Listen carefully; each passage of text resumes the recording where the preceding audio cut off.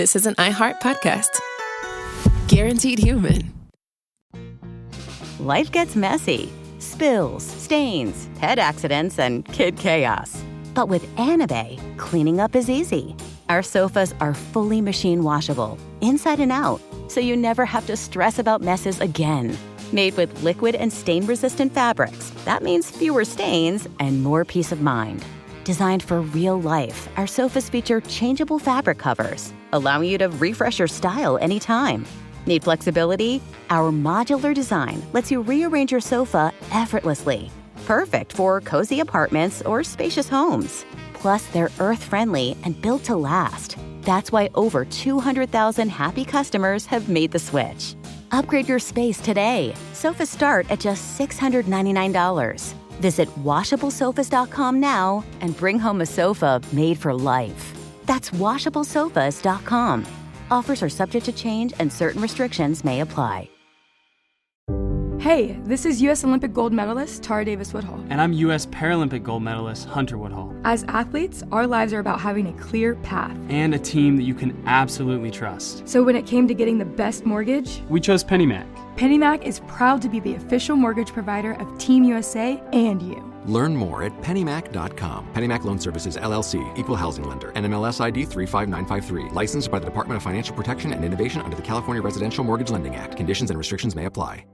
Support for the show comes from Public, the investing platform for those who take it seriously. On Public, you can build a multi-asset portfolio of stocks, bonds, options, crypto, and now generated assets, which allow you to turn any idea into an investable index with AI. It all starts with your prompt. From renewable energy companies with high free cash flow to semiconductor suppliers growing revenue over 20% year over year. You can literally type any prompt and put the AI to work. It screens thousands of stocks, builds a one-of-a-kind index, and lets you backtest it against the S&P 500. Then you can invest in a few clicks. Generated assets are like ETFs with infinite possibilities, completely customizable and based on your thesis, not someone else's. Go to public.com/podcast and earn an uncapped 1% bonus when you transfer your portfolio. That's public.com/podcast. Paid for by Public Investing. Brokerage services by Open to the Public Investing Inc. Member FINRA and SIPC. Advisory services by Public Advisors LLC, SEC registered advisor. Generated assets is an interactive analysis tool. Output is for informational purposes only and is not an investment recommendation or advice. Complete disclosures available at public.com/disclosures.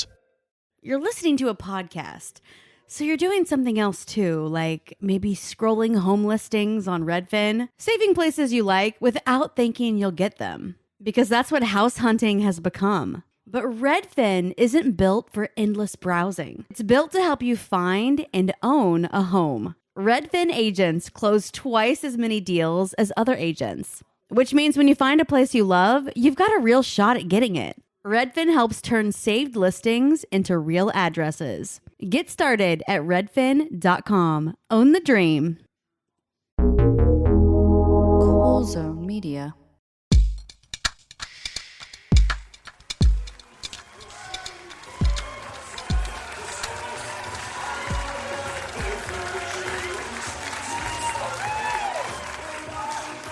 Anybody mind if I Riker with the chair here a little bit? Welcome to Behind the Bastards Live, our first live show. This is our first live show in a little while, because I don't like leaving the house and am a deranged shut-in who's increasingly losing his connection to the world and reality. Like a lot of people, presidents, for example. Before we get into the show today, I have a couple of very special people to introduce. First off, my producer and business partner, the inimitable Sophie Lichterman!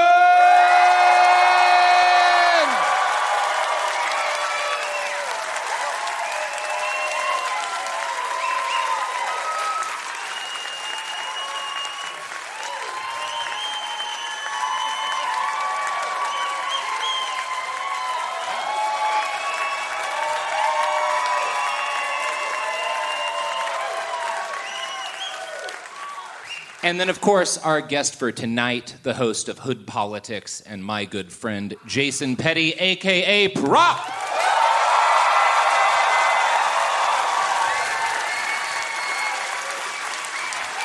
Hey.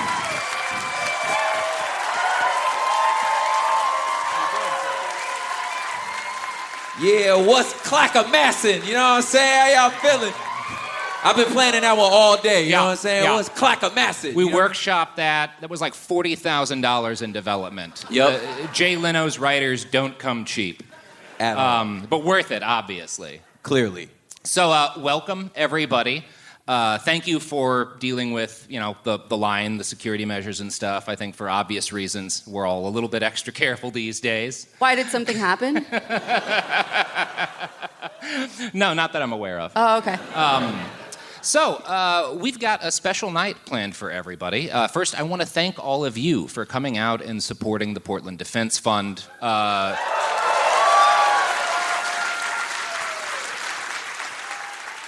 It's a really good cause, and y'all have raised north of $30,000 so far for them. That goes a long way, and especially considering most of the people who need help with that, we're talking about like houseless folks, we're talking about people who have absolutely no access to resources, and this is the only lifeline they're going to get and the only help they're going to get. So thank you all for helping to keep that lifeline alive. Round of applause for you. Yeah. Represent. Round of applause for everybody in the audience except one of you motherfuckers. They know who they are. Not you, Mom. Also, just a quick show of hands, because it's a gang of white people in here. It is Portland. It is Portland. If you got like a drip of melanin in you, can you make some noise real quick? I just want to see. Okay, you've got more than a drip. Make some noise. You got a lot of it. Make some noise. Okay, that's my section right there. Okay, just making sure. I was like, it's got to be at least 5 of y'all in here. You know. Prop, it's good that you introduced that, because our subject for these episodes is... Hey, look, it's not a bit. We never know. Like, we never know what he's going to say. Wait. Before we start, should we give them the drinking game rules? We do have a drinking game. Yes, there are. Let me. Yeah, we'll do so the drinking game rules are as follows. First off, be responsible. Don't drive. Okay? Don't operate heavy machinery unless it seems like it would be really funny. So, first off, take a drink if the subject of the podcast directly or indirectly kills somebody. Second of all, if Prop goes, you know what I'm saying? No, Sophie, we can't legally. The people will die. I'm doing it. Alcoholic poison. I'm trying to get y'all twisted. Yeah. You know what I'm saying? That's like know what I'm saying? Yeah. If Robert says right, take a shot. Second of all, what was second? No, I'm doing that one. Oh, God. No, that counted. Third is war crimes. Yeah, when there's a war crime committed, take a drink. Yep. And this one might really hurt everyone, but if I have to go, Robert, no. So, when I was a young man, in about 2005 or 2006, I came across a bunch of torrents from a documentary TV series called Weird Weekends, made by a British feller named Louis Theroux. Now, one of the episodes, released in 1998, was about survivalists. In it, Louis met a bunch of weirdo, libertarian, far-right, and some outright Nazi weirdos who were living off-grid in rural Idaho. This was probably... Hold on. What about that doesn't scan? Rural Idaho, okay. When you were a young boy. Yeah, I was like 18, 19. Yeah, when I was a young boy, my father took me into the city to see a marching band? Yeah. Wow. But, for rural Idaho, okay, so I think I know where we're going with this. Yeah, so this was probably my first journalistic introduction to content on the militia movement and the, at that point, still nascent post-Oklahoma City bombing white supremacist movement. Much of the episode took place in an intentional community for these people named Almost Heaven, which was founded and operated by the subject of our episodes today, a famous figure in the right-wing underground named Bo Gritz. Yeah, we got some Bo knowers here. We got some Boites out this mud. Some Boers, yeah. Now. So the spot was called Almost Heaven. Almost Heaven. Almost. Okay. We'll get to there at the end. Yeah, they were really close. Okay. Just like all those people who nearly got raptured, right? I mean, look. Almost. Mm-hmm. So, And by the way, Bo Gritz, the name is spelled Gritz, but it's pronounced Gritz. That's irritating. It is. You can tell a lot about the journalists reporting on him because they'll either say that his name rhymes when they're writing about him, that his name rhymes with sights, as in rifle sights, or bites, which I think was a subtle way of expressing bias because Bo Gritz definitely bites. In like the late 90s sense of the word? When did that? Yeah, like bite me. Yeah, like bite me, right. Like Yeah.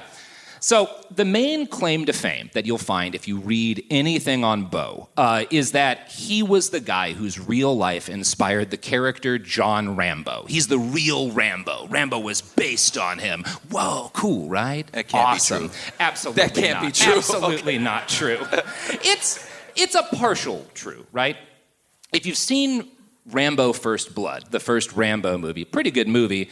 It's about like a traumatized Vietnam veteran who gets abused by small town sheriffs like an hour and a half north of here. It's about like PTSD. Yeah, I was like, he's got severe PTSD in that mug. It's like not jingoistic at all. It's not a very pro-America movie. The sequel to Rambo First Blood, Rambo First Blood Part 2, because we used to know how to name things in this fucking country. It's also a very great Nintendo game, too. Yes, a banger, yes.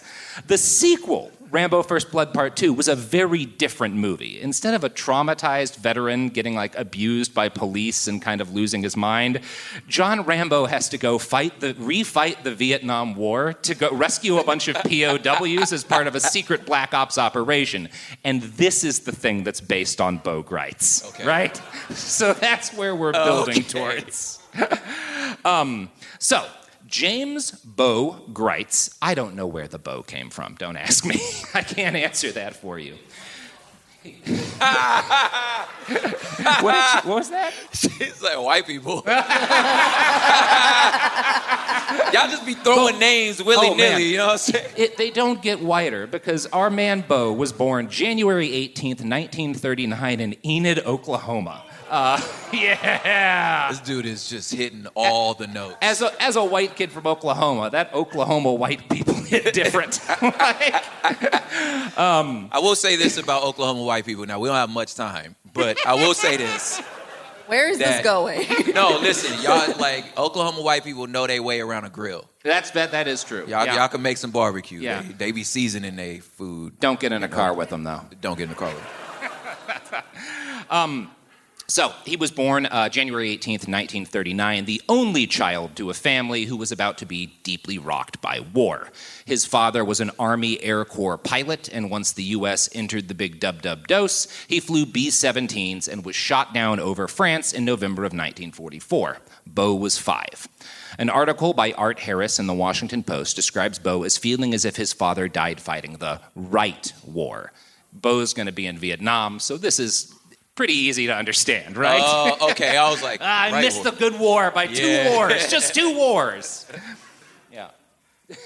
Jesus Christ. So, as a child, Bo worshipped his dad and seems to have never considered anything but a military career. And while his father had died over Europe, Bo fantasized, for whatever reason, I think there's one very clear reason, about fighting Japanese soldiers, right? His dad dies fighting the Nazis. Bo's always going to be real interested in fighting the Japanese. Here's a quote from Bo. We had a big wheat field in front of my house, and I'd hide in there. I always saw myself in a jungle environment. There was a dirt runway, and I had a P-51 Mustang and lived in a grass hut with a brown woman. Every morning, I'd put on my leather jacket, get into my aircraft, and fly off to do combat against the enemy all day long. Yeah, he just said that. I'm good. With First a brown off, you're woman. 6. Like, wait. You live in a grass hut with a brown woman. First of all, hard agree, but also It's the hut for me. it's the hut. It's the issue. You're hard agreeing on the hut, huh? The hut is the issue. Yeah. Yeah, the hut's the issue. Okay. So, Bo spent a lot of time hiding in cover in his front porch with a BB gun, shooting at toys that he'd set up in the yard. One day, he shot a toy truck. The BB ricocheted and hit Bo in the eye. It was a bad enough injury. There's a weird right-wing militia guy thing of shooting yourself in the eye, if you remember the Oath Keepers founder, Stuart Rhodes, who really blasted the eye out there with a straight-up real gun. But anyway, Bo doesn't lose his eye. Otherwise, this would be a very different story. But he has to explain to the doctor what happens, and he just tells the doctor and he uses a slur for Japanese soldiers here, shot back, right? So wait, but that's not what happened, though, right? You just said he shot himself. Well, it ricocheted. It ricocheted. Okay. I don't know if you want to count that as shooting himself. I do. It's bad gun safety, right? Can we say that? Yeah, it counts. I mean, low key, like he kind of shot himself. Yeah, it's not a pattern yet, but it's weird that it happened twice with right-wing militia leaders, right? We're just waiting for one more of these guys to get their own eye, and then we, I don't know. No predicting Get things. like a free coffee? Okay. Free coffee. I don't know. Bo was raised by his maternal grandparents, primarily. A fact which most of the articles I read about him, like in the Washington Post and stuff, just said he was raised by his grandparents. And I was like, but he had a mom. Where'd she go?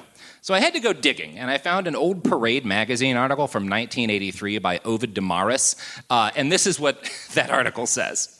His mother, a pilot with the Women's Air Force service pilots, would later marry a master sergeant and remain with the occupation forces in Germany after the war.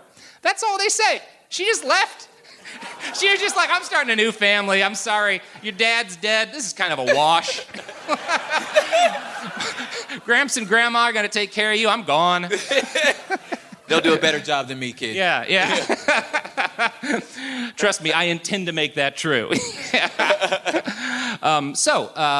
Aside from being abandoned, Bo had what you might call a normal life for a white boy in Oklahoma in the post-war period. He was in the Boy Scouts, he was in the Explorer Scouts, he did all the different scouting things you can do. But he also had significant behavioral issues. We don't know exactly why, but Bo was expelled from high school. It may have had something to do with what we might classify as compulsive law-breaking. The Post called him a self-styled juvenile prankster, which is a term that people who grow up to be law and order conservatives use to describe the crimes they committed as kids. So that they're different from hoodlums, right? You're different. Not a hoodlum. You're precocious. You're precociously stealing people's cars or whatever, right? Got it. Yeah. Must be nice. He also claims to... It must be nice to be precocious. Right. I tell you what, to get boy. to be precocious? Hey, lucky. Yeah. So Bo stole cars and motorcycles. Precocious. Precocious. Yeah. He's just an excitable boy.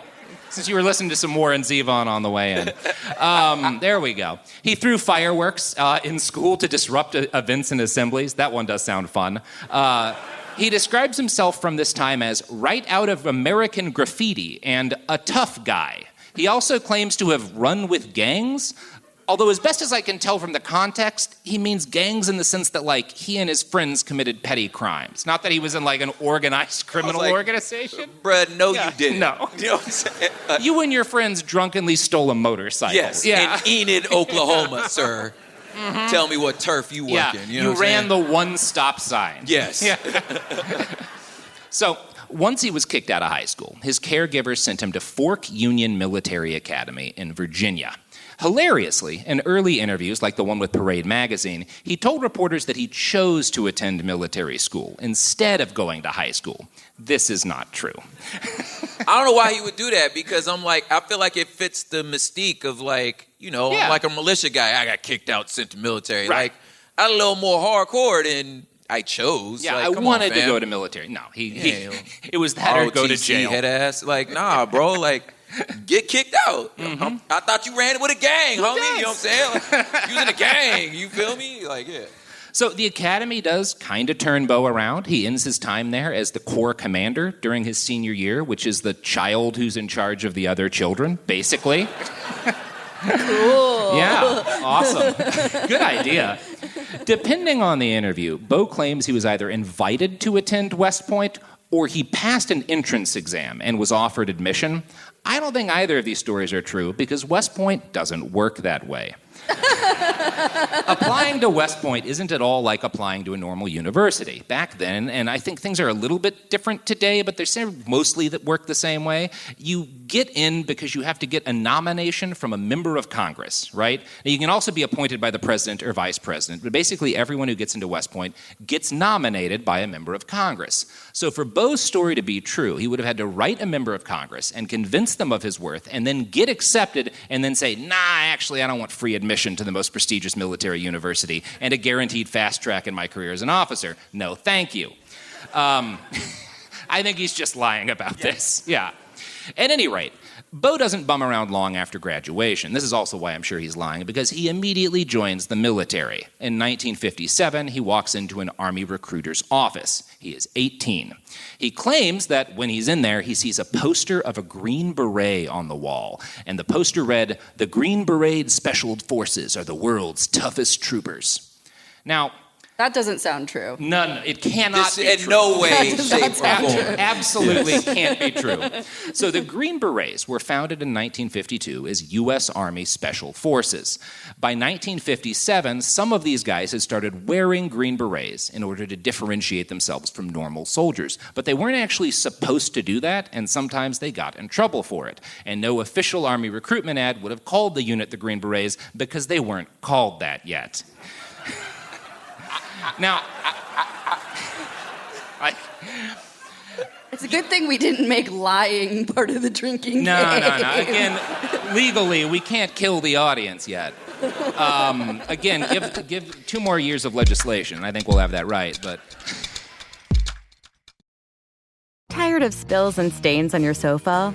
Wash away your worries with Anabay. Anabay is the only designer sofa that's machine washable inside and out, starting at just $699. Plus, Anabay sofas are pet-friendly, stain-resistant, and feature changeable slipcovers and modular pieces. Get up to 60% off site-wide with a 30-day money-back guarantee. Visit washablesofas.com to get yours now. That's washablesofas.com. Offers are subject to change, and certain restrictions may apply. Hey, this is U.S. Olympic gold medalist Tara Davis Woodhull. And I'm U.S. Paralympic gold medalist Hunter Woodhull. As athletes, our lives are about having a clear path. And a team that you can absolutely trust. So when it came to getting the best mortgage, we chose PennyMac. PennyMac is proud to be the official mortgage provider of Team USA and you. Learn more at pennymac.com. PennyMac Loan Services, LLC, Equal Housing Lender, NMLS ID 35953. Licensed by the Department of Financial Protection and Innovation under the California Residential Mortgage Lending Act. Conditions and restrictions may apply. Support for the show comes from Public, the investing platform for those who take it seriously. On Public, you can build a multi-asset portfolio of stocks, bonds, options, crypto, and now generated assets, which allow you to turn any idea into an investable index with AI. It all starts with your prompt. From renewable energy companies with high free cash flow to semiconductor suppliers growing revenue over 20% year over year, you can literally type any prompt and put the AI to work. It screens thousands of stocks, builds a one-of-a-kind index, and lets you backtest it against the S&P 500. Then you can invest in a few clicks. Generated assets are like ETFs with infinite possibilities, completely customizable and based on your thesis, not someone else's. Go to public.com/podcast and earn an uncapped 1% bonus when you transfer your portfolio. That's public.com/podcast. Paid for by Public Investing. Brokerage services by Open to the Public Investing Inc. Member FINRA and SIPC. Advisory services by Public Advisors LLC, SEC registered advisor. Generated assets is an interactive analysis tool. Output is for informational purposes only and is not an investment recommendation or advice. Complete disclosures available at public.com/disclosures.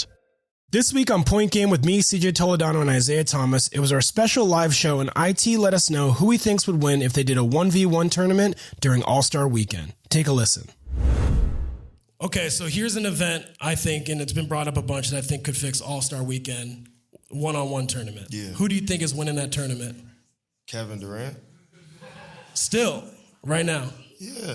But what about like a smaller guard like yourself? Yeah, nobody's fucking with me though. That's one thing I do. One-on-one shit, I do that. Yeah. You can ask anybody, any team I've been on after practice, come over and get this ass whooping if you want. Yeah, we're playing ones after every practice. What, do you have any legendary one-on-one? No, ask my teammates about the legendary one-on-ones. Don't ask me, they know. Download the DraftKings Sportsbook app and use code POINTGAME. New customers can bet just $5, and if your bet wins, you'll get $300 in bonus bets instantly with code POINTGAME. In partnership with DraftKings, the crown is yours. Gambling problem? Call 1-800-GAMBLER. New York, call 877-8-HOPE-NY or text HOPE-NY. Connecticut, call 888-78-977-77 or visit ccpg.org.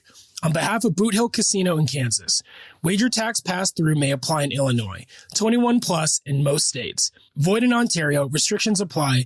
Bet must win to receive bonus bets, which expire in 7 days. Minimum odds required. For additional terms and responsible gaming resources, see dkng.co/audio. Limited time offer.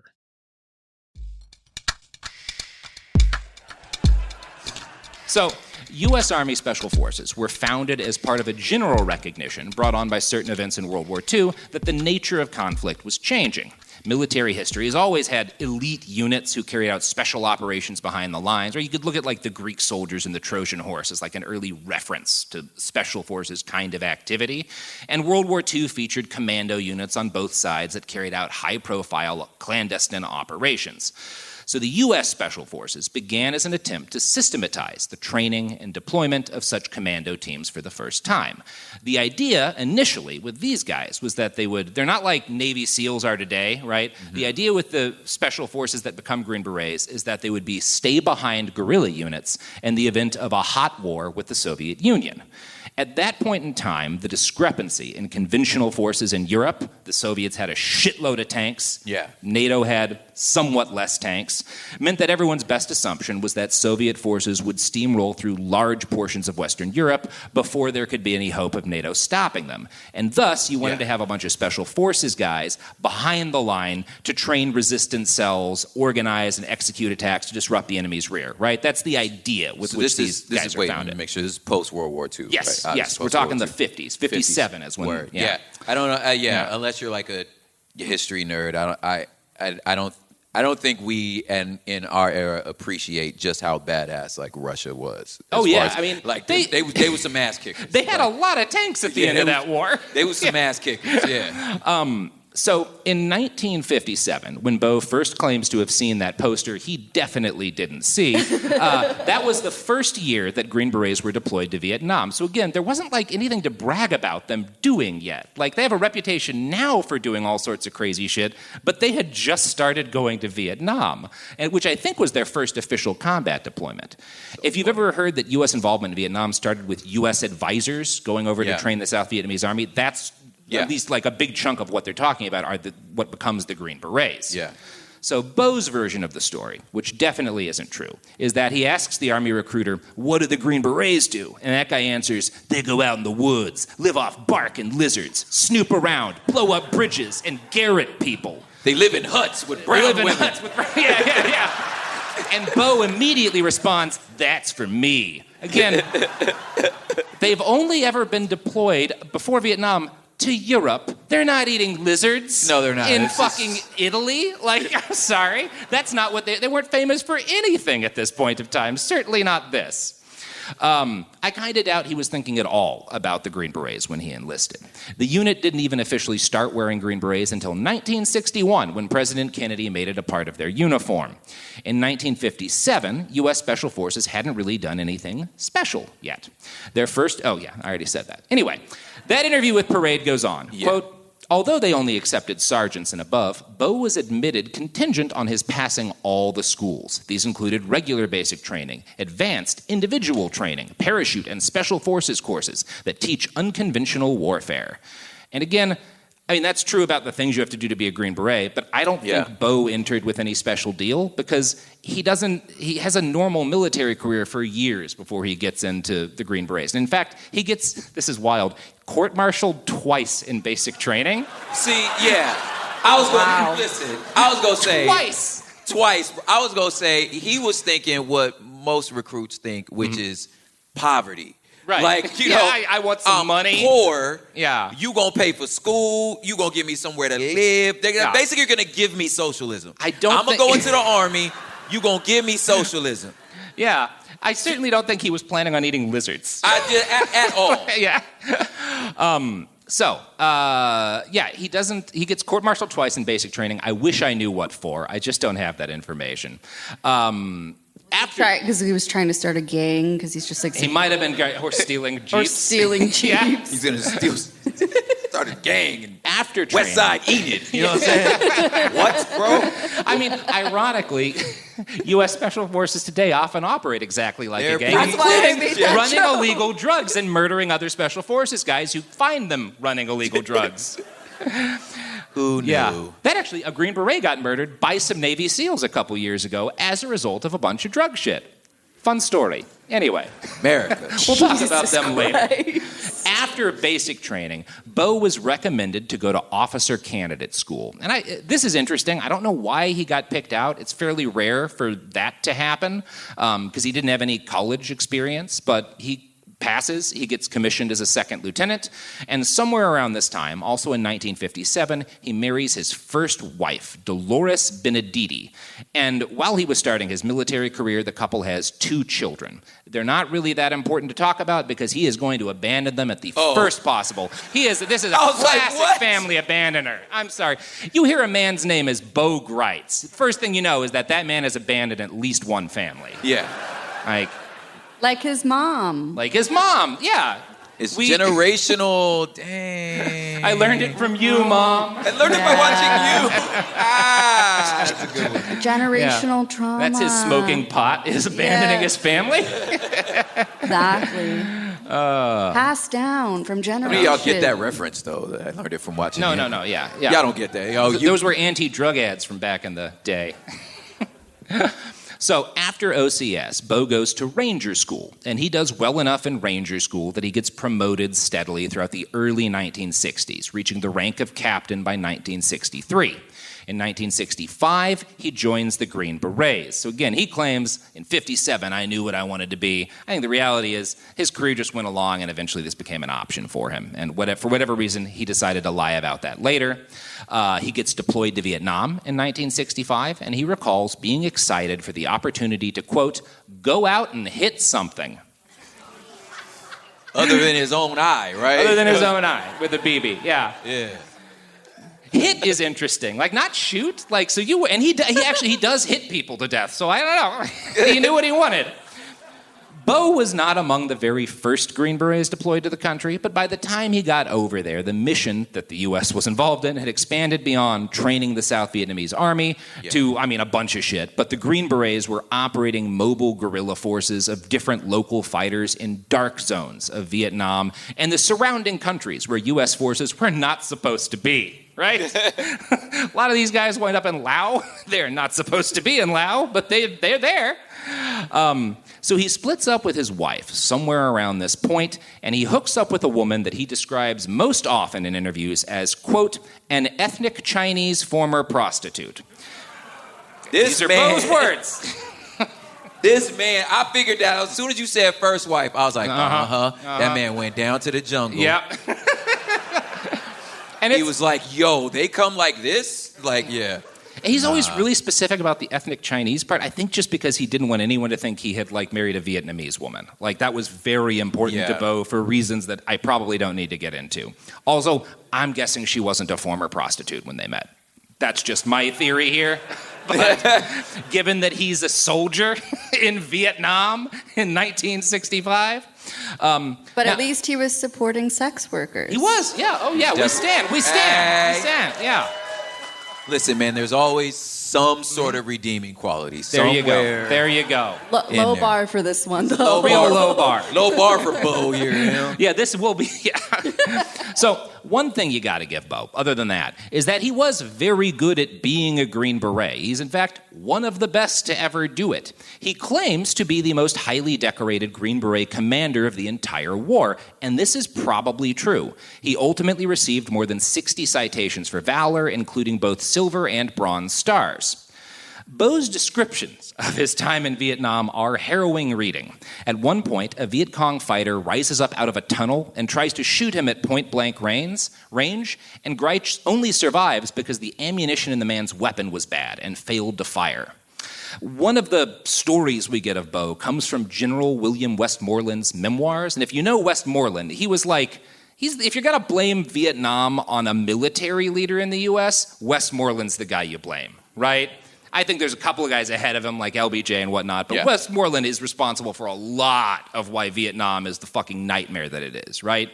And it says a lot about both Bo and Westmoreland that Westmoreland singles Bo out as an example of this guy was one of our best. This is one of the absolute, the dudes who was really doing it right. And again, Maybe that's why we lost the war. I don't know. Is this your kid? So Westmoreland writes in detail about one of Bo's missions, which is this U.S. spy plane has crashed in the Cambodian jungle, right? Now, writing for the Washington Post, Art Harris summarizes, Washington was desperate to retrieve the black box containing top-secret codes. It had failed to self-destruct. If it got into VC hands, Moscow might be the next step. There was only one hang-up. Nobody knew exactly where the plane was. Choppers dropped off Gritz and his team, and they fanned out on foot, hacking their way through vines, snaking along elephant trails, setting booby traps to protect their rear, ambushing and getting ambushed. On the fourth day out, around Christmas of 1966, they stumbled on the U-2 wreckage. The black box was gone. VC's sandal tracks led off into the bush. He set up an ambush. Kill every man except the first two, he ordered. Gritz and another sergeant would take care of them in hand-to-hand with zappers, or CIA-issue spring steel billy clubs. Now, that actually would kind of sounds epic. I ain't gonna hold you. That'd be a dope movie. Look, it's a good scene in a movie. That'd Nobody's scene. denying that. Yeah. I have some questions. First off, why did the CIA have to issue them billy clubs? Why did the CIA need to make clubs to hit people with? I mean, I'm not questioning, like, why would the CIA want people beaten to death? I'm questioning, why did they have to make the, like, I feel like I could make a steel club. You're in the jungle. You can make whatever you want. Mm-hmm. I have a question. Why is your chair backwards? I'm Rikering, Sophie. Thank you. Yeah. Let's give it up. Commander William Riker. Come on. There we go. You're really support quick with the that troops. Answer. So, you were really quick with that answer. Thank you. I'm super impressed. Hey, We've been doing this a long time. Yeah. It's like my back tattoo says, ABR, baby, always be Rikering. Oh.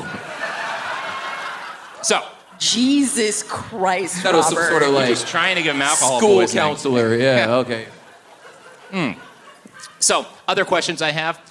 Why were they called zappers? They're just clubs to hit people with. Also, did the Special Forces need the CIA to give him the idea to beat men with metal clubs?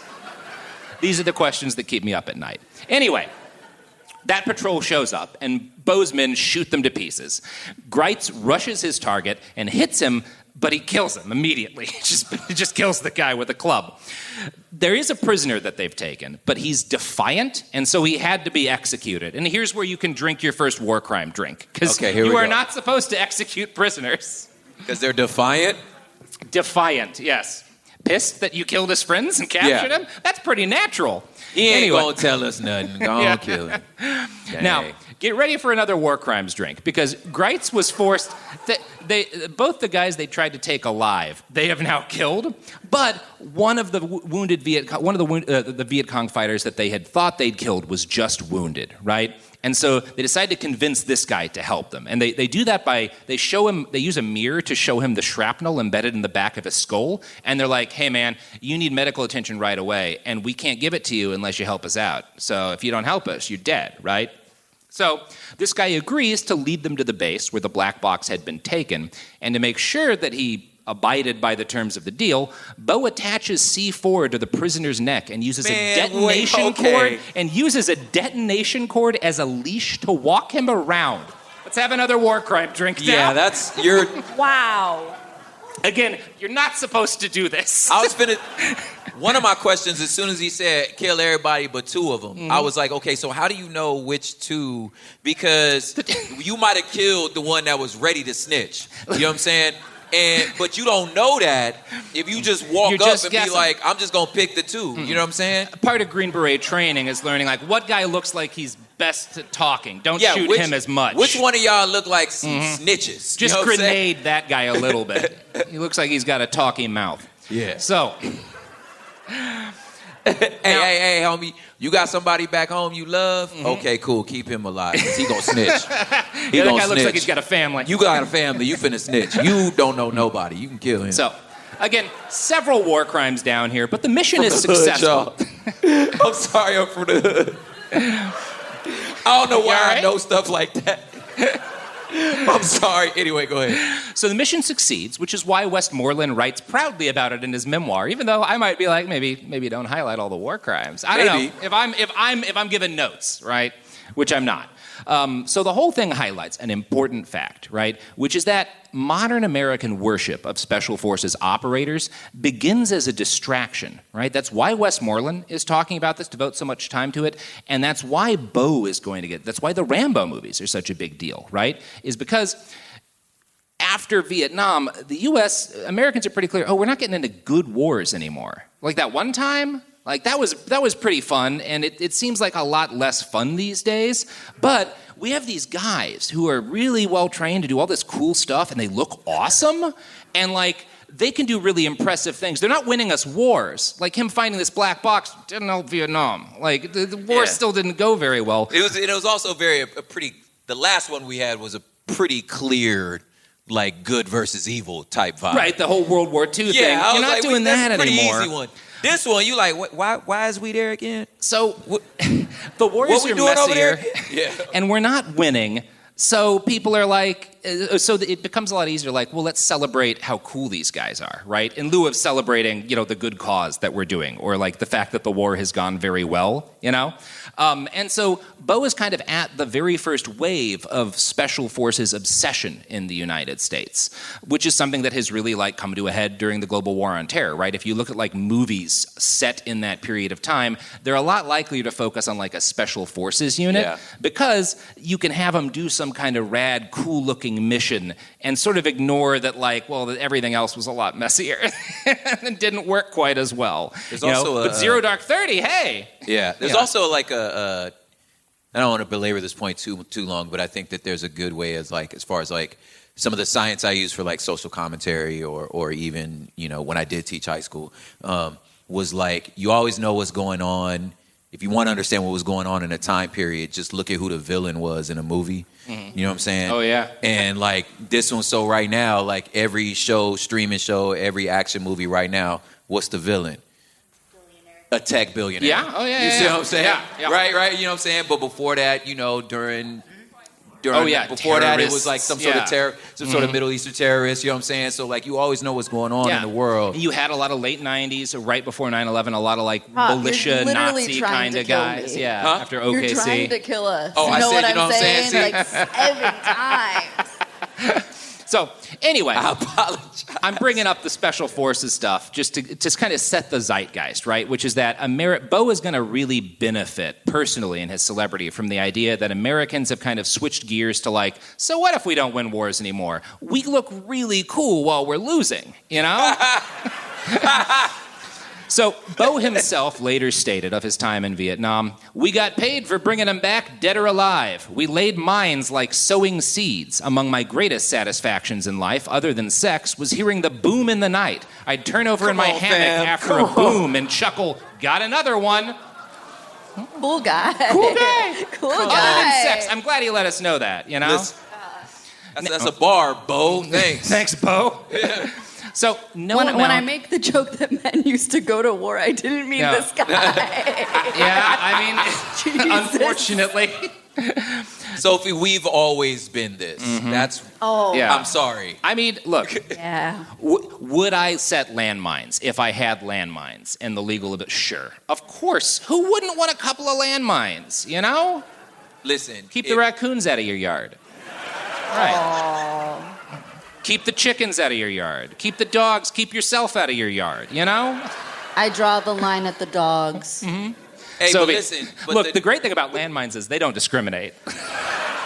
And the thing is, you would only need just one dog. Mm-hmm. After that, the rest of the dogs are smart. The rest of them would know. See? Yeah. Yeah. This has been a paid sponsorship for the Coalition for Civilian Landmine Ownership. You can find a donation bin up at the front. Also, spay and neuter your dogs. Yeah, spay and neuter your dogs. Or let the landmine do it, Bob Barker. Fuck it. So. We got so many more pages. Keep going.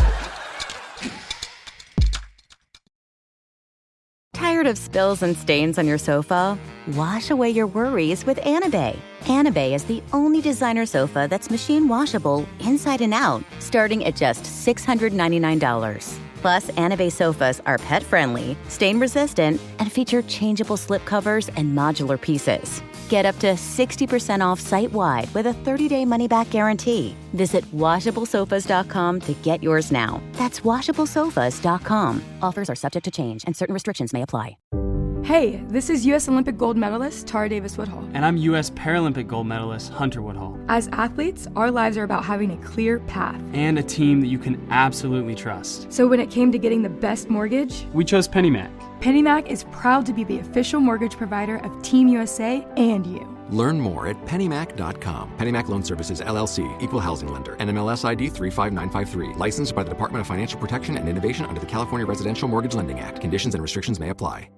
Support for the show comes from Public, the investing platform for those who take it seriously. On Public, you can build a multi-asset portfolio of stocks, bonds, options, crypto, and now generated assets, which allow you to turn any idea into an investable index with AI. It all starts with your prompt. From renewable energy companies with high free cash flow to semiconductor suppliers growing revenue over 20% year over year, you can literally type any prompt and put the AI to work. It screens thousands of stocks, builds a one-of-a-kind index, and lets you backtest it against the S&P 500. Then you can invest in a few clicks. Generated assets are like ETFs with infinite possibilities, completely customizable and based on your thesis, not someone else's. Go to public.com/podcast and earn an uncapped 1% bonus when you transfer your portfolio. That's public.com/podcast. Paid for by Public Investing. Brokerage services by Open to the Public Investing Inc. Member FINRA and SIPC. Advisory services by Public Advisors LLC, SEC registered advisor. Generated assets is an interactive analysis tool. Output is for informational purposes only and is not an investment recommendation or advice. Complete disclosures available at public.com/disclosures. Flag football is exploding, and iFlag is leading the way. As the Guinness World Record holder, iFlag hosts premier flag football tournaments nationwide for boys, girls, high school girls, and adults. From first-time players to elite competitors, iFlag delivers top-level competition, unforgettable experiences, and a community built around the game. Ready to be part of it? Join the movement. Find your tournament and learn more at iflag.org. That's iflag.org.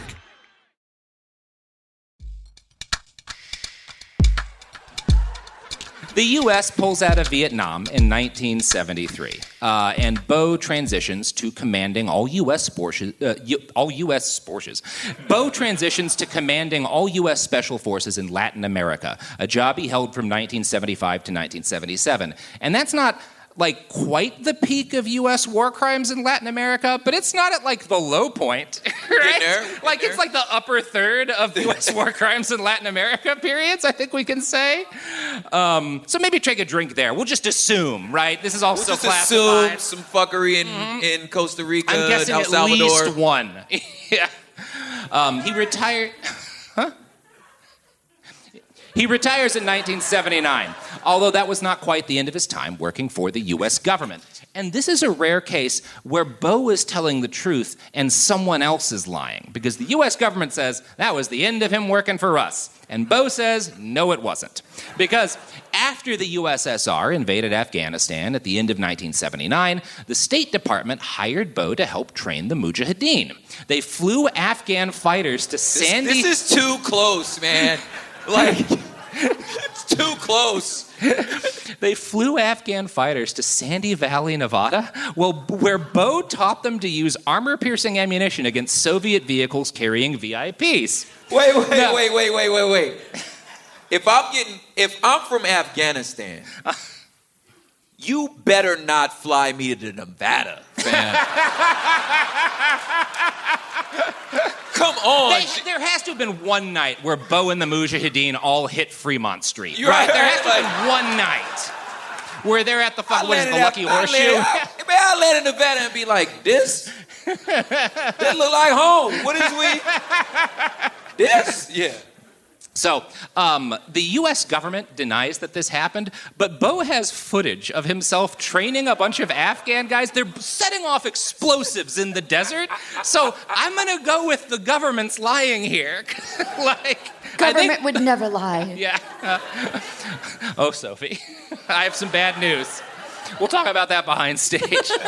So, decades later, for a 2021 Mystery Wire interview, Bo would insist that the specific men he trained were among the very last holdouts resisting Taliban control after the Taliban, won and stuff. And there's no way for me to know if that's true. I don't think he knows. I don't think he kept track of names. He's certainly not emailing with, hey, you still doing okay up there? I think he just needed to tell himself that or wanted to tell the news that to sound cool. Anyway, another thing Bo needed to tell himself was that the U.S. government had left behind a huge number of his comrades in Vietnam. He would later claim, without any evidence that I've seen, that he was tasked by the DIA, the Defense Intelligence Agency, with searching for POWs left behind after the withdrawal of U.S. forces. Now, if you've driven past a VA hall or a post office or some other government building or just a shitload of rural homes, you've probably seen at some point under a U.S. flag a weird black flag with a silhouette of a dude's face in front of a guard tower and the words POW/MIA, you are not forgotten on it, right? Most people you've seen, you're aware of these. Yeah. We're about to talk about where this fucking flag comes from, right? Because this is our most conspiratorial flag in the United States. If that is a silhouette of Bo, I'm knocking this table over. Not. There's a funny story for whose silhouette that is, though. I'm knocking all your drinks out of your hands.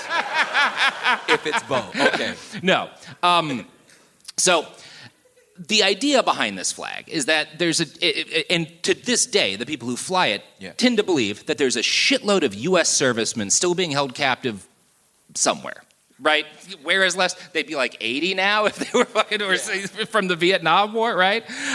This is not true, and it wasn't true by the late 1970s, right? But belief in this conspiracy theory that we'd left a bunch of guys behind and they were still in camps in Vietnam and we got to go rescue them, that became a widespread conspiratorial belief, largely due to Bo Gritz. He is he's not the only one, but he is a major, major reason for that.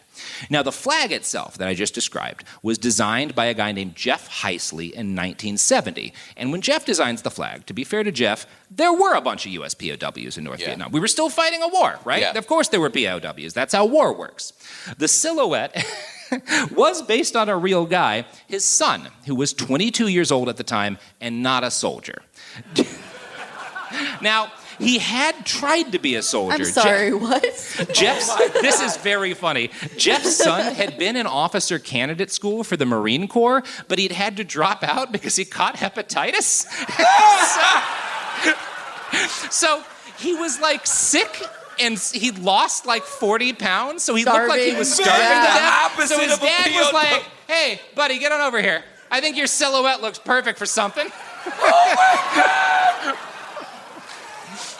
It's big, it's pretty big, good. Michelangelo, Jesus statue energy. It's giving, And that's all over our country. It's all everywhere. Over. Now, every time you see one of those flags, you'll know where they came from. So great. Fucking hepatitis awareness.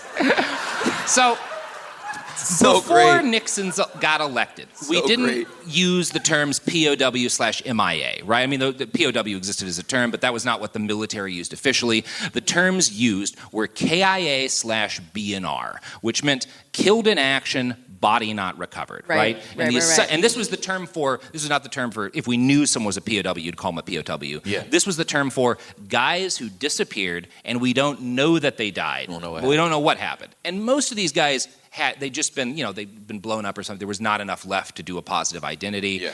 Some small number probably just went AWOL.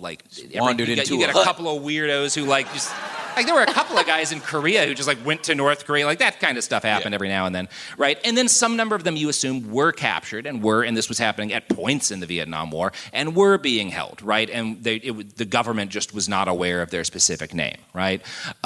So that's what we used to call it. And it's worth emphasizing that prior to 1969, the U.S. government, and specifically the Department of Defense, wanted to discourage any talk about U.S. servicemen being imprisoned by the enemy. This was not just a Vietnam thing. This existed beforehand, but it really became heightened in Vietnam.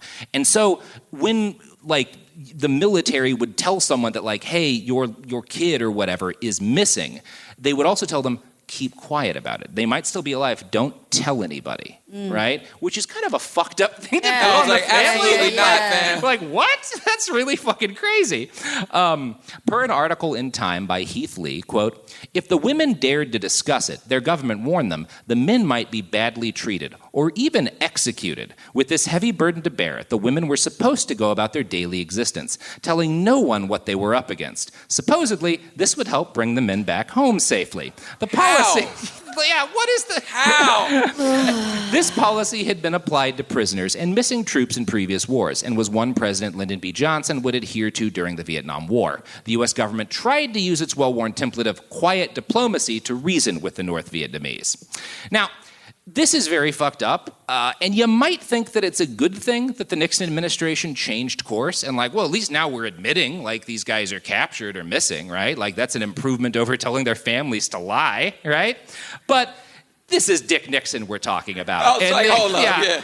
This change was not made out of compassion. It was made for an even more fucked up reason. As H. Bruce Franklin outlines in his book MIA, Myth-Making in America, which is a great book about this exact subject, the Nixon administration changed courses because they wanted to get Americans to back a disastrous war, right? They wanted to build support for Vietnam, which was fading.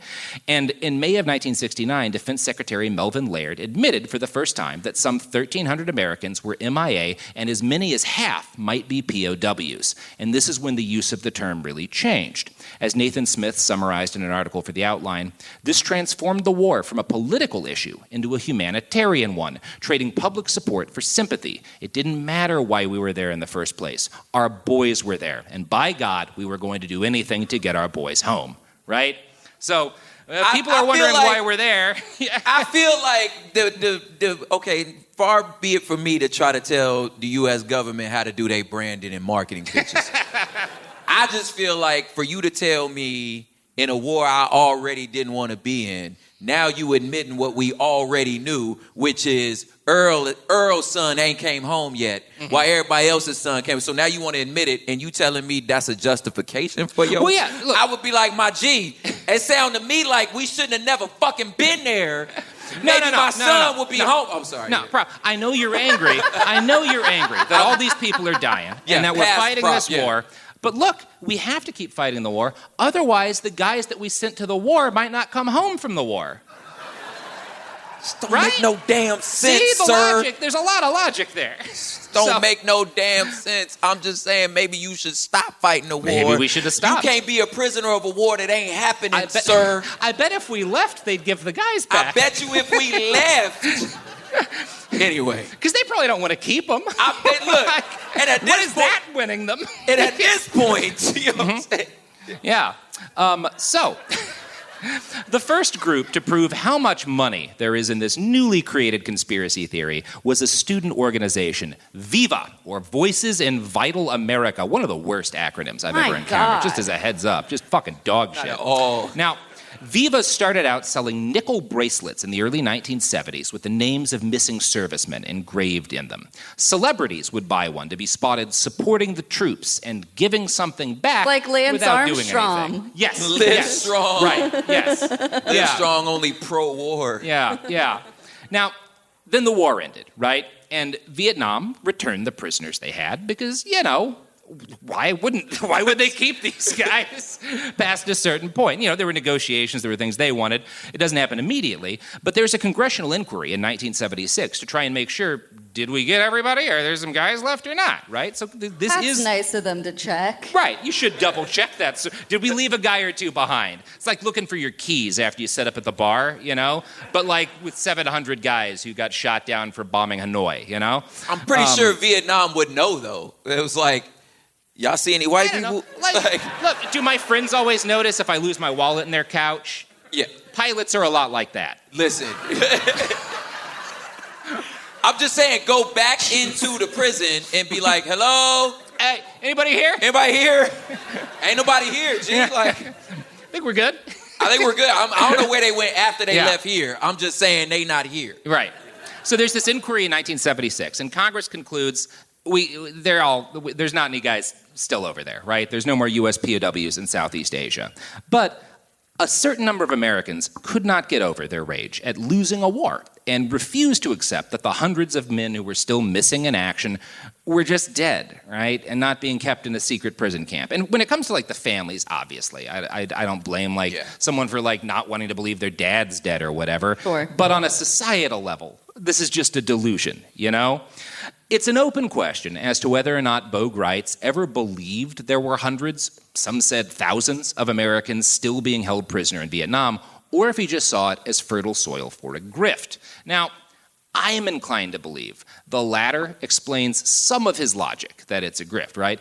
Because in the early 1980s, he starts traveling around and giving speeches about how there's all these guys left over there. My brothers are still behind the line being held by the North Vietnamese, and we've got to free them, right? And since the government's not going to do it, they're corrupt, they're lazy, and then the cowardly media has convinced everybody keeping troops in Vietnam is a bad idea. I'm going to bring them back. I'm going to put together a squad of hard-nosed badasses. A gang, you might say. A gang, you might say. So that's the Rambo. That's the Rambo. Okay. I was right? like, yeah. Please connect these dots. Okay, So got it. If you just give me some money, I'm totally going to put together a volunteer force of American veteran commandos, and we're going to return to Southeast Asia, and we'll find proof that Americans are still being held captive there. And that'll force the government to, I guess, reinvade Vietnam, right? He just wants to commit more war crimes. He just didn't get enough Vietnam, Again, like sometimes, you go to the buffet, you don't get enough plates, it's like that, but with I've been to wars. a buffet with you. You get enough plates. Get enough plates. Right. And I would argue the United States had more than enough Vietnam. You had plenty of plates. Should have cut them off a while back. Shouldn't have even gone into that buffet. Golden Corral. Right. Don't even go in. Bo starts touring. Some Is there Golden Corrals up here? Are there? No. There's a couple. Although, if you ever want to, I did this when I was like 22 years old and fucking coming down from a shitload of acid. You and your equally young, equally coming down on acid friends coming to a Golden Corral at 6 in the morning because you haven't slept the night before, the looks you get from the Golden Corral regulars, beautiful. Beautiful experience. I recommend it to everyone. The show is not sponsored by Golden Corral, but maybe it should be. Yet. So, Bo starts touring the country. He starts guesting on different TV shows. He starts speaking at churches and at veterans organizations. He starts taking donations. Why do we let them do this? How did he Who's get to gonna the stop him? So But how annoying. did he get to the TV though? Yeah, because he's famous. Because he's won a Green bunch Beret. of awards. He's a great Green Beret. I was like, yo. Wow. And it sells, right? On TV, they're like, there's a bunch of men trapped, your fellow citizens trapped, and Bo is charismatic. Was he's he good a at babe? talking. Was he handsome? I would not say so, but that's an opinion that people can have or not have on their own, It's not my job to tell you which war criminals are hot. Yes, right? it is. Look, I beg to differ. That's literally your job. Do I have a short list of really hot war criminals? Listen, at this point, were we at home, you would have pulled up some sort of picture He has a that we would try slideshow to on his describe. computer. You cut that. You forced me to cut that 28-minute digression out of the Pol Pot episodes. So I don't know what to do. I'm sorry. Should have called him Pol Hot. Am I right? Pol Hot. That's all, folks. Thank you so much, man. It's been Wow. Wow. So, that's such low-hanging fruit. Like, how have we never thought of that? Yeah. After that, Again, I turn did. They your cut it chair out. around. Why? I don't know. It's been bothering me the entire time. Sorry, some of us remember, again, the troops. Just one. Well, because one version of Riker was left behind after a transporter accident, which is how his transporter clone came to be. Yes. Some people know their history. Thank you. Man. Don't clap for him. Yeah. Let's give a real big round of applause for the Riker that joined the McKee. There we go. Yeah. Big Riker. Oh. Okay. All right. So, this is madness. Bo starts touring. He goes all around. He's taking donations. He's given lots of interviews. He's getting on TV all the time. And he's telling stories about his time in Vietnam to get, like, the saddest stories he has, right? Because the more emotional people are, the more willing they are to give him money for this stupid shit. And his favorite go-to story is the tale of a real guy, Sergeant George Hoagland. George was a Green Beret, a comrade, who Gritz said had been wounded during an ambush. And so Gritz says, Hoagland gets wounded, and me and some other guys, we have to run back, and we're trying to rescue him, right? And Hoagland, being such a hero, realizes that his teammates are going to die in this ambush if they try to save him. And so, in an act of utter selflessness, Hoagland puts his own AR-15 to his head and, quote, pulled the trigger, eliminating the need for us to be there. That's what Bo says. Now, this would what actually happened? Certainly be a shocking and sobering story of sacrifice, if any of it were even slightly true. Yeah. Now, the problem is, Bo has chosen to lie about a real dude who really died and who he had not served with, but other guys had. Most of the press, for a long time, he gets away with this because most journalists are like, well, he's a Green Beret, I must be telling the truth. He wouldn't lie about another Green Beret. That'd be fucked up.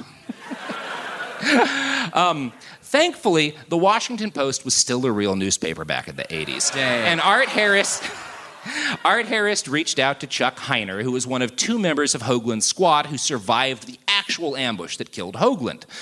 And Heiner claimed, quote, Gritz wasn't even on that goddamn team. I was with George when he died. He just got blown away. Must have taken 150 rounds. Very dead. Damn. Yeah, that's a lot of dead. They were not taking chances. Sad enough. They were not taking chances. Yeah, right. Yeah. That's pretty bad. Now, this is the kind of lie that shouldn't have even taken an interview to bust. My first thing would have been like, wait, so this guy got wounded and then he shot himself in the head with an AR-15? Like, for one thing, they usually have, like, pistols, right? Yes, seems a little overkill. It's just weird that he'd lie about this specifically, right? And I think the weirdness... But, why? You have that's real a good stories. Question. You have such good stories already. It's because men lie. Men lie?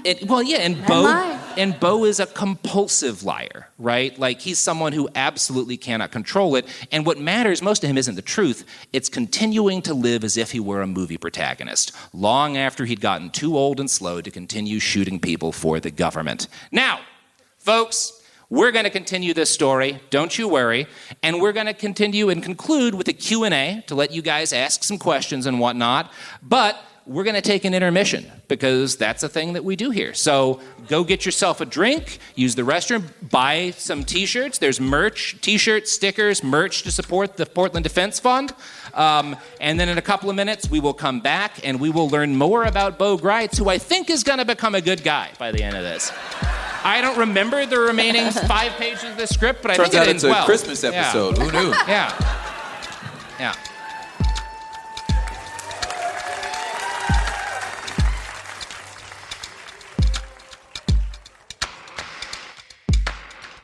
Behind the Bastards is a production of Cool Zone Media. For more from Cool Zone Media, visit our website, coolzonemedia.com, or check us out on the iHeartRadio app, Apple Podcasts, or wherever you get your podcasts. Behind the Bastards is now available on YouTube. New episodes every Wednesday and Friday. Subscribe to our channel, youtube.com/@BehindTheBastards. Tired of spills and stains on your sofa? Wash away your worries with Anabay. Anabay is the only designer sofa that's machine washable inside and out, starting at just $699. Plus, Anabay sofas are pet-friendly, stain-resistant, and feature changeable slip covers and modular pieces. Get up to 60% off site-wide with a 30-day money-back guarantee. Visit WashableSofas.com to get yours now. That's WashableSofas.com. Offers are subject to change, and certain restrictions may apply. Flag football is exploding, and iFlag is leading the way. As the Guinness World Record holder, iFlag hosts premier flag football tournaments nationwide for boys, girls, high school girls, and adults. From first-time players to elite competitors, iFlag delivers top-level competition, unforgettable experiences, and a community built around the game. Ready to be part of it? Join the movement. Find your tournament and learn more at iflag.org. That's iflag.org. This is Radhi Devlukia from A Really Good Cry. I absolutely love getting outside, whether it's a quick walk or a mindful few steps between meetings, or even a longer run to just clear my head. But the one thing that can really ruin that for me is shoes that just don't feel right. That's why I started wearing Ultra Running. With the Ultra Fit, every step feels comfortable, balanced, and strong, like my feet can finally move freely. What really stood out to me was the roomy toe box. My toes actually now have room to spread out, which makes movement feel more natural and comfortable. And when your feet aren't cramped, you feel more balanced, like every step has a strong, stable foundation. I've noticed that with extra space, my foot muscles get to work building strength, so I can actually move with more confidence. Ultra fits and moves with you no matter your pace or your goals. Beginner or marathon runner, they've really become my go-to for any kind of running or training, and I always feel like my feet can do exactly what they're meant to do. Feel the difference by visiting ultrarunning.com and use my code CRY10 for 10% off. That's ultra, A-L-T-R-A, running.com. Experience Ultra and stay out there. Discover a spectacular island destination with crystal blue seas, endless sunshine, and the cool Bahamian breeze. Baha Mar, located in Nassau, Bahamas, offers your choice of 3 luxury hotels: the richly refined Rosewood, the playfully hip SLS, and the stylishly modern Grand Hyatt. With over 45 restaurants, bars, and lounges, Baha Mar serves up delicious dining from world-renowned chefs like Daniel Boulud and Marcus Samuelson.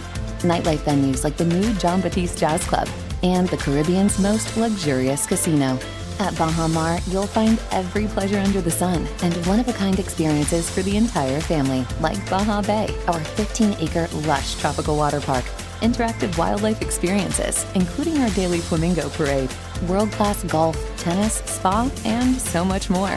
Visit bahamar.com today and discover a vacation destination where memories are made for a lifetime. Baha Mar. Life spectacular. This is an iHeart podcast. Guaranteed human.